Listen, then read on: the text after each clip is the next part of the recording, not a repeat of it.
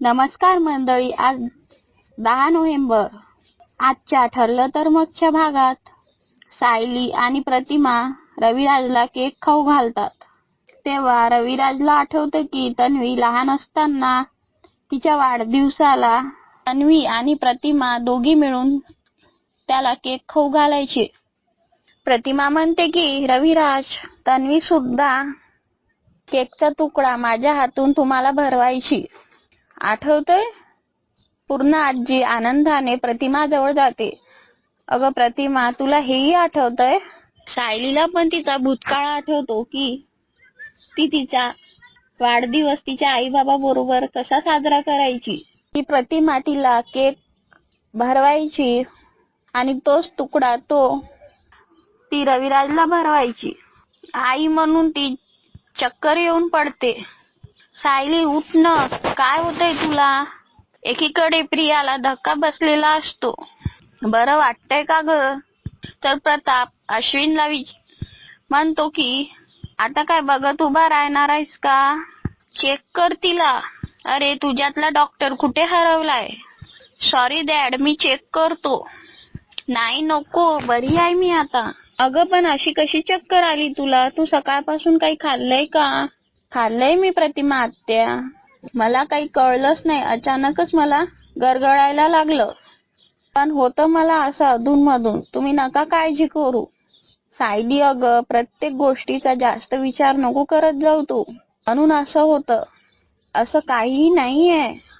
अस्मिता म्हणते की सायली, चल तुझ्या रूम मध्ये चल, मी घेऊन जाते तुला. तिथे आराम करायचास तू. अस्मिता ताई, बरी आहे मी आता, खरंच बरी आहे. प्रिया मात्र खूप चिडलेली असते. अशी कशी ती आत जाईल?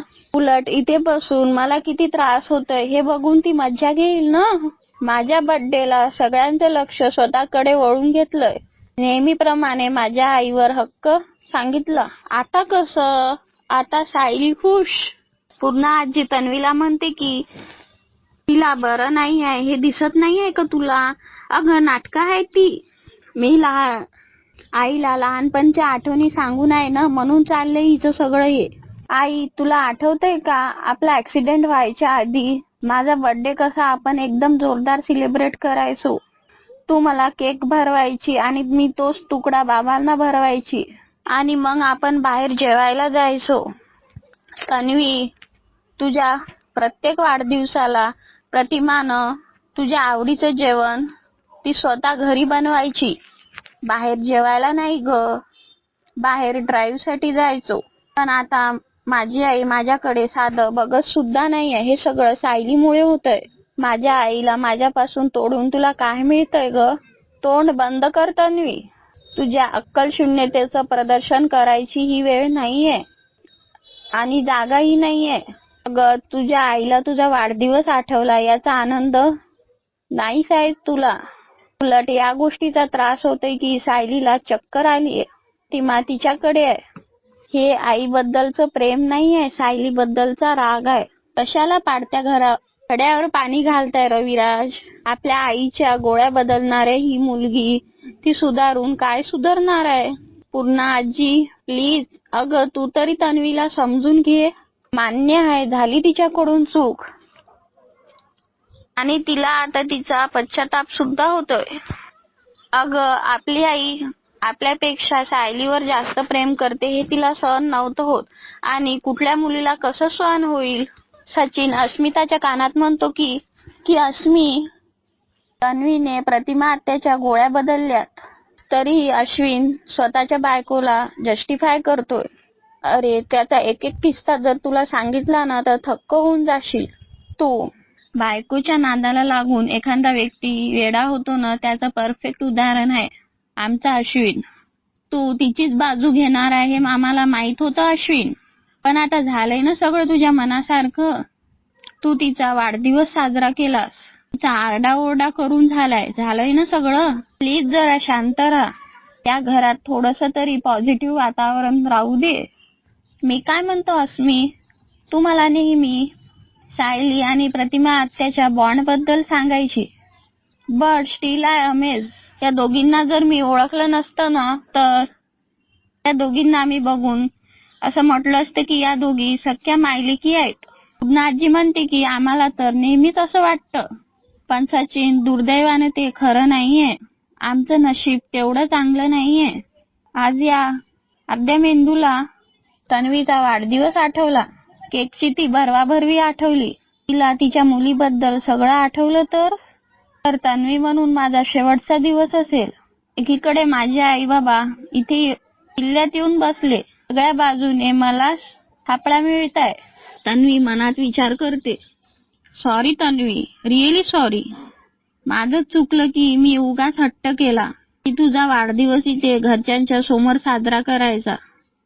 मला वाटलं होतं की आजच्या दिवशी तरी ही माणसं तुझ्याशी नीट वागतील. पण चल, असो, आपण आपल्या रूम मध्ये जाऊ आणि नंतर छान बाहेर जेवायला जाऊ. काय हाय, तू कितीही केलंस ना तरी या माणसांना तुझी काही किंमत नाहीये. आणि आता अशा माणसामध्ये ना मला थांबायचं नाहीये. असं म्हणून अश्विन प्रियाला घेऊन जातो. एकीकडे महिपत त्याच्या माणसांना बजावतो. काय रे, टायमावर वसुली झाली पाहिजे हे समजत नाही का तुम्हाला? किती वेळा सांगायचं? तो खूप चंदनी पैसे देत नाही तर त्याला उचलून आणा. त्याला चांगलं सुजवा. सुजलेला नवरा बघून त्याची बायको बरोबर पैसे देईल. महिपतला फोन येतो नागराजचा. हा बोला नागराज शेठ. काय काय सांगता नागराज शेठ? प्रतिमाला तिच्या पोरीचा बर्थडे आठवला.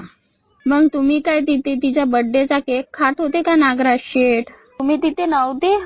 अशा टाइमला तुम्ही कुठे असता हो? त्या बाईला असं सगळं आठवून चालणार नाही. तिचं थोबाड मी जाळलं होतं हे तिला आठवलं तर? नाही नागराज शेठ, नाही नागराज शेठ, तिला मारून चालणार नाही. सगळ्यांच्या डोळ्यात येईल ते.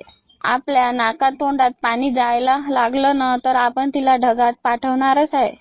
पण त्याआधी त्या चिशुंद्रीवर लक्ष ठेवा. त्या अर्ध्या डोक्याच्या मुर्द्या त्या प्रतिमावर लक्ष ठेवण्यापेक्षा या डबल मेंदूच्या बबलीवर जरा जास्त लक्ष ठेवा. प्रतिमाला सगळं आठवतंय हे तिने सांगून तुम्हाला घाबरवलंय हे लक्षात ठेवा. त्यामुळे तिच्यावर जास्त लक्ष ठेवा. आणि त्या प्रतिमाचं काय करायचं ते आपण बघूच. आणि त्या बबलीचं तुम्ही काय तो लॅपटॉप वगैरे मिळवणार होते त्याचं काय झालं? मग मिळवा, पटकन मिळवा, टाइम नाही आपल्याकडं. सायली साडीची घडी घालत असताना विचार करते. ती विचारतच असते की त्याने मला कसा केक भरवला होता आणि तो केकचा तुकडा जाऊन रविराज काकाला भरवला. काय विचार करतेस बायको? काहीतरी विचारलं मी. तुमच्याशी बोलून काय उपयोग आहे? तुमचा माझ्या बोलण्यावर विश्वासच नाही आहे ना. तुम्ही फक्त पुरावे मागाल. अच्छा, म्हणजे तू आताही तुझ्या आईबाबाचाच विचार करतेस ना? नाही, मग कसला विचार करतेस तू? प्रतिमा आत्याचा विचार करत आहे. आज काय घडलं ते बघितलं ना तुम्ही? प्रतिमा आत्यांना तन्वीच्या लहानपणची एक गोष्ट माझ्या बरोबर करावी अशी वाटली. ते आहेच, तुमचं बॉन्ड किती स्ट्रॉंग आहे ते आम्हाला माहीतच आहे ना. मला पूर्ण बोलू द्याल?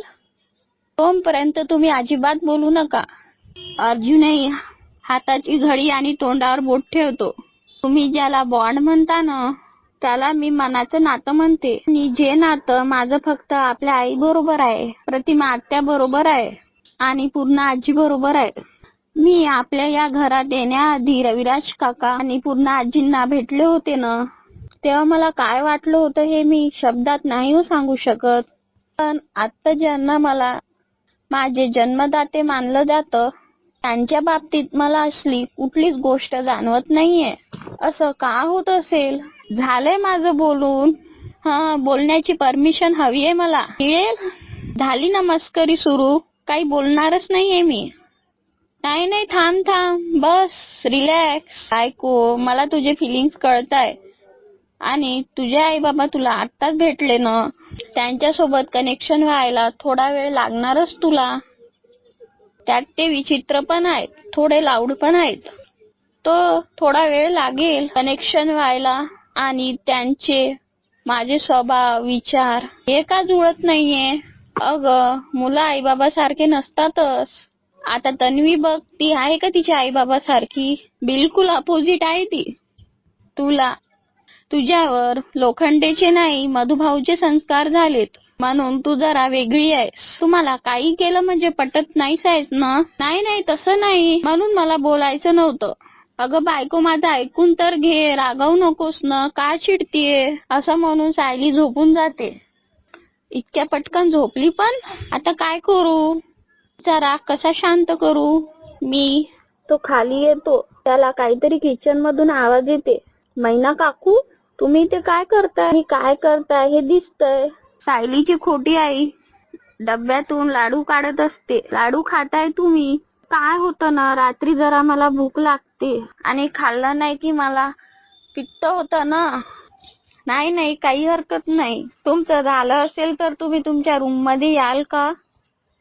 नाही काय आहे ना, मला सायलीसाठी तुमची साडी हवी होती. तुमच्या रूम मध्ये याल का? काम होतं. नाही म्हणजे मला सायलीसाठी तुमची साडी हवी होती. साडी? सायलीसाठी? आणि माझी? अगं बया, ती कशाला नेसणार आहे माझी साडी? नाही नेसण्यासाठी नको आहे. कसं आहे ना, तिला झोप लागत नाही आहे ना. आईची साडी तिच्या अंगावर अंगरली की त्या साडीमधला आईचा वामलेस तिला मिळेल आणि मग तिला गार झोप लागेल ना. म्हणून तुमची साडी हवी होती. अहो चला की देते. काम झाल्यावर परत द्याल ना? काम झाल्यावर परत द्याल ना? प्रिया खूप चिडलेली असते. आज केक कापल्यावर जे काही घडलं ते खूप हॉरेबल होतं. मी जितकं सावरण्याचा प्रयत्न करतेय ना, तितकंच माझ्या हाताबाहेर चाललंय. आता मी त्या प्रतिमा आणि सायलीला किती प्रयत्न करू वेगळं करण्याचा, सगळंच करून झालंय, पण कशाचाच उपयोग होत नाहीये. अर्जुन मैनावती ताईची साडी आणतो. तो साडी सायलीच्या अंगावर टाकतो. सायली उठते. तुझ्या आईची साडी म्हणजे मैना काकूची. तू म्हणतेस ना की तुला तिच्यासोबत कोणता बॉन्ड फील होत नाही. तिची साडी पांघरून झोप, मग तुला छान झोप लागेल आणि असं कनेक्शन सुद्धा फील होईल. आपल्या बायकोचे विचार पटत नसतानाही तिच्यासाठी एवढं करणारा नवरा फक्त माझाच आहे. झोपते आराम कर. आय होप तुला लवकर समजेल की लोखंडे तुझं खरं नातं आहे. मला काहीही वाटत असलं तरी मी या शोधात तुझ्या सोबतच असेल. I love you so much बायको.